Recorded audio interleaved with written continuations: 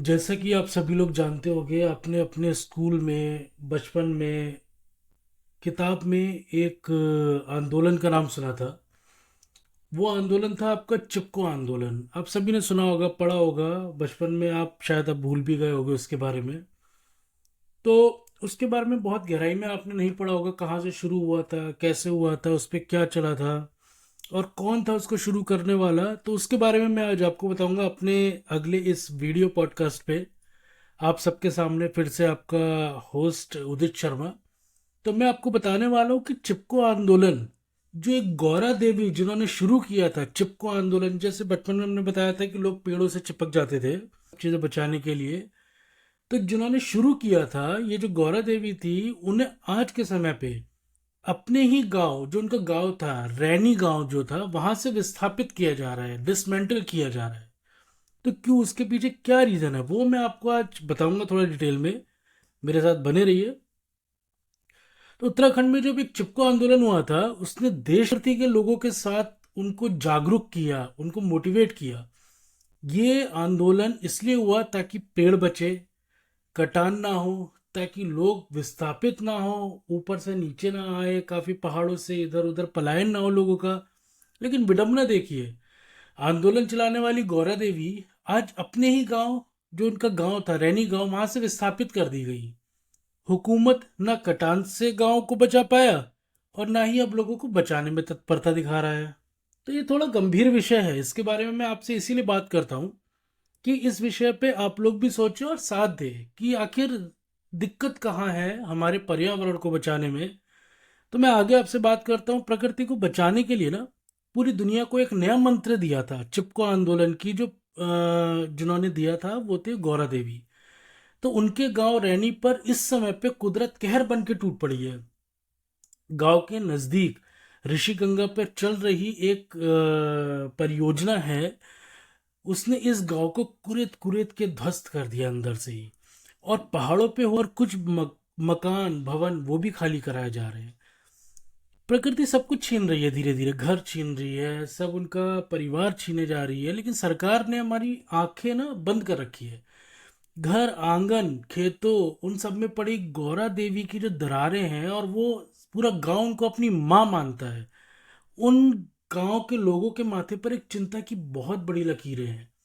जिस घर खलियान में लोगों ने अपना बचपन बिताया, उनके पूर्वजों ने जिसे सजो के रखा, आज उसे छोड़ने की नौबत आ चुकी है। अंदर से रैनी गांव के लोग राजधानी देहरादून से के एसी कमरों में बैठ करके नीति निर्धारकों से पूछ रहे हैं कि हम जाए तो जाए कहाँ। सोचने वाली बात है, आप खुद सोचिए, शरण ले रहे हैं। लेकिन अब तो वहां भी पहाड़ धंसने, जो गांव में अपनी आजीविका बिता रहे हैं ना, अपने डोर डांगर जो जानवर उन्हें पहाड़ों में बोला जाता है, वो लेकर कहाँ जाए। प्रशासन को विस्थापन की अर्जी दी हुई है, लेकिन पता नहीं कब जमीन मिलेगी, इसका भी कुछ नहीं पता है। मैं बता दूं एक बात कि चमोली के रैनी गांव में 7 फरवरी 2021 को एक विनाशकारी आपदा के बाद दूसरी आपदा आई है। गांव के नीचे से दरार पड़ने के कारण सड़क का एक हिस्सा दरक गया है। ये मैं बहुत ग्राउंड लेवल की बात आपको बता रहा हूँ। यह दरार गांव की तरफ बढ़ते हुए उसे भी जल्दी अपने जद में लेने वाली है। यहाँ तक कि गांव की शुरुआत में जहाँ गौरा देवी की स्मृति में उनका स्मारक बना हुआ है, वहां भी दरार आ गई है, जिसके बाद मूर्ति को वहां से शिफ्ट करना पड़ा। अब मजबूर गांव वालों को भी प्रशासन ही दोषी ठहरा रहा है। इस पूरे मामले पर प्रशासन गरीब और लाचार गांव वालों को ही दोषी ठहराने में जुटे हुए हैं। ये बहुत ही गलत है। चमोली की जिलाधिकारी स्वाति एस भदौरिया से बातचीत में उन्होंने बोला कि गांव वालों को कहा था तपोवन शिफ्ट हो जाएं, लेकिन वो कह रहे हैं हमारे जानवरों का क्या होगा। उन्हें प्राइमरी स्कूल में रहने को कहा गया, लेकिन वो तब भी वहां भी नहीं जा रहे।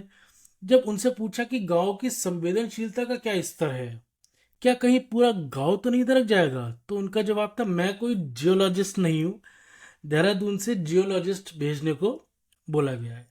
आप समझ रहे हैं ना कितनी मुसीबतों से गांव वालों को झेलना पड़ता है, ये सारी चीजें समझनी पड़ती है, लेकिन इसका कोई भी जवाब नहीं मिलता है। अब आप खुद एक चीज मानिए, ये एक चर्चा, गंभीर चर्चा का विषय है, और हमें आपको सबको मिलकर के इस पे सोचना चाहिए कि हम इससे कैसे निपटारा पा सके, कैसे गांव वालों के साथ में खड़े होकर के आगे चल सके और ये फैक्ट है, आप मानिए चलिए टूरिज्म को लेकर के हमारी गवर्नमेंट बहुत अच्छी परियोजना है हम बोल सकते हैं, और इंफ्रास्ट्रक्चर बहुत टूरिज्म प्रोवाइड कर सके। लेकिन कहीं ना कहीं अगर आप दूसरे पॉइंट ऑफ व्यू से सोचेंगे, तो उस पॉइंट ऑफ व्यू से मैं उस जगह पे खड़ा हूं उन लोगों के साथ में, क्योंकि वो इंफ्रास्ट्रक्चर गांव को, एनवायरनमेंट को, प्रकृति को अंदर से खोखला कर रही है। सड़क निर्माण है, पहाड़ काटे जा रहे हैं, नदियों का रास्ता बदला जा रहा है, डैम परियोजनाएं बनाई जा रही है। इन सब परियोजनाओं की वजह से कहीं ना कहीं पहाड़ों पे फर्क पड़ रहा है। चाहे आप चारों धाम की बात कर लीजिए, या फिर आप चारों धाम के अलावा हमारे सप्त बद्री भी हैं और पंच केदार भी आ जाते हैं उत्तराखंड में। मैं हिमाचल की भी बात करूंगा, हिमालय की बात करूंगा पूरे। तो अगर आप इन सब चीजों को उस नजरिए से देखेंगे, तो हमें कहीं ना कहीं वहां रुक जाना चाहिए। हमें उन गांव वालों के लिए भी सोचना चाहिए। हम नीति विलेज पे भी जा करके बात कर सकते हैं, उस पे भी मैं आगे बोलूंगा। हम आगे और बड़े हमारे और ऊंचे एलिवेशंस पे जाएंगे तो नीलोंग वैली पड़ता है, नीलोंग वैली के पास में और गमशाली गांव पड़ता है। वहां पे भी अभी भी डीएम ने अप्रूवल नहीं देता है इजिली बाहर के लोगों को जाने के लिए।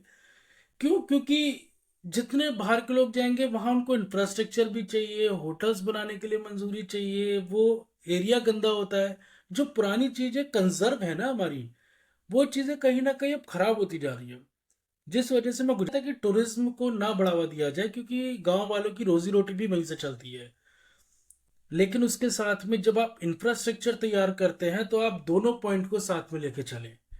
आप गांव वालों की तरफ से भी सोचिए, उनकी भी परेशानी हल कीजिए, और आप टूरिज्म को भी ध्यान रखते हुए उस चीज को आगे बढ़ाएं। और मैं पूरी उम्मीद करता हूँ सरकार अपना काम कर रही है, सब कर रहे हैं, सब इस चीज से जुड़े हुए हैं, परेशानियां सबको दिख रही हैं। लेकिन ग्राउंड लेवल पे जाके कोई भी इंसान हो, मैं भी अपना गांव छोड़ के आया हूँ, आप भी अपना गांव छोड़ के आए हैं, कोई नहीं चाहेगा कि वो गांव एक जर्जर भूमि में बदल जाए। तो उस चीज को बचाने के लिए आज से कई सालों पहले चिपको आंदोलन चला था, गौरा देवी ने चलाया था। हमारे पर्यावरण को बचाने के लिए पेड़ों से चिपक गए थे। और वही चीज आज फिर दोबारा वही गांव के लोग फिर से आंदोलन लेके उठे हैं, और फिर से वो ये कोशिश में है कि फिर से हमारे पर्यावरण, उत्तराखंड की धरती, देवभूमि को बचाया जाए। तो मैं आप सब लोगों का साथ चाहूंगा, और मैं आपसे पूछना चाहूंगा, जरूर कमेंट करें, मेरे पॉडकास्ट को रेट करें। सभी जगह पे मिल जाएगा, Amazon Music, Audible, Spotify, Google podcast, heart break पे है और हार्ट रेडियो पे है, कास्ट बॉक्स पे है। आप कहीं भी देखिए, मैं आपके लिए और बढ़िया कंटेंट लेके आऊँगा। सपोर्ट करेंगे हम आगे मिल करके, और प्रमोट भी करेंगे टूरिज्म को। ऐसा कोई इशू नहीं है, जहाँ जहाँ ज़रूरी है वहाँ पे हमें प्रमोशन चाहिए, क्योंकि उनकी रोजी रोटी भी टूरिज्म से ही चलती है। हमारा कश्मीर हो, हमारा हिमाचल हो, हमारा उत्तराखंड में, वहाँ पे इंडस्ट्रीज नहीं है वहाँ पे, और मतलब जॉब स्कोप्स नहीं है, तो लोग वहाँ के टूरिज्म पे डिपेंड होते हैं। तो कहीं ना कहीं उन चीज़ों को मद्देनजर में रखते हुए भी हमें भी ध्यान देना पड़ेगा, और थोड़ा उन गांव वालों को भी ध्यान देना पड़ेगा। तो आप मुझे बताइए, आपको मेरा पॉडकास्ट कैसा लगा? मैं आपसे ज़रूर मिलूंगा अगले पॉडकास्ट लेकर।